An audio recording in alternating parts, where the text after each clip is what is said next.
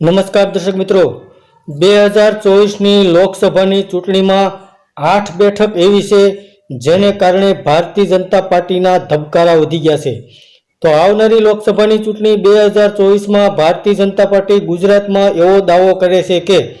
26 seat ફરીથી જીતશે અને 26 સીટ જીતવાની હેડ્રિક ભારતીય જનતા પાર્ટી મારશે। તો ભારતીય જનતા પાર્ટીની માટે 8 સીટ એવી છે જેને કારણે ભારતીય જનતા પાર્ટી મૂંઝવણમાં મુકાઈ ગઈ છે અને ભારતીય જનતા પાર્ટીના મોટા નેતાઓના ધબકારા વધી ગયા છે, કારણ કે આ 8 સીટ એવી છે જેની અંદર ગત ચૂંટણીમાં ભારતીય જનતા પાર્ટી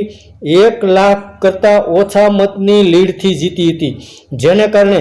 જો આવનારી લોકસભાની ચૂંટણીમાં ભારતીય જનતા પાર્ટી સામે કોઈ પણ સારા અથવા સક્ષમ ઉમેદવાર હશે અને મતદાનની ટકાવારીમાં ફેરફાર થશે તો ભારતીય જનતા પાર્ટીને કદાચ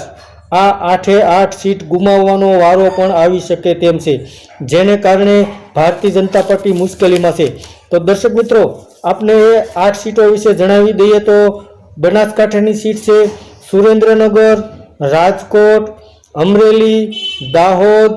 છોટાઉદેપુર અને બારડોલી। આ 8 સીટની અંદર ભારતીય જનતા પાર્ટી ગત ચૂંટણીમાં 1 લાખ કરતાં ઓછા મતથી અમુક સીટની અંદર 20 થી 25 હજાર મત, અમુક સીટની અંદર 40 થી 50 હજાર મત, આવી ઓછી લીડથી ભારતીય જનતા પાર્ટી જીતી છે, જેને કારણે ભારતીય જનતા પાર્ટીના મોટા નેતાઓ પણ હાલમાં તે સીટને લઈને સતર્ક બની ગયા છે, કારણ કે ભારતીય જનતા પાર્ટી 26 સીટ જીતવાનો દાવો કરે છે, કદાચ તે ખોટો પડે તો ભારતીય જનતા પાર્ટી પણ મૂંઝવણમાં મુકાય તેમ છે। તો હાલમાં ભારતીય જનતા પાર્ટી માટે 8 સીટ માથાનો દુખાવો અને મુસીબત બની ગઈ છે,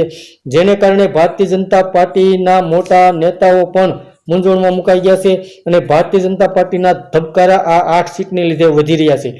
ધન્યવાદ દર્શક મિત્રો।